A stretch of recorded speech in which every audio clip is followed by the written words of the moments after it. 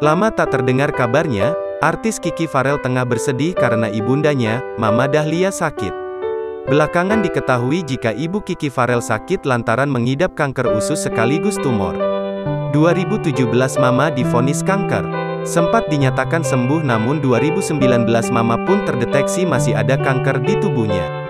Hingga saat ini tahun 2022 Mama pun masih berjuang menghadapi penyakitnya, tulisnya.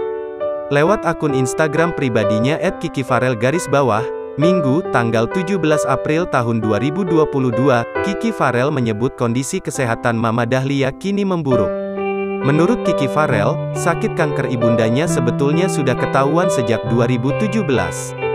Kanker yang diidap Mama Dahlia juga sempat sembuh, tapi kembali kambuh pada 2019.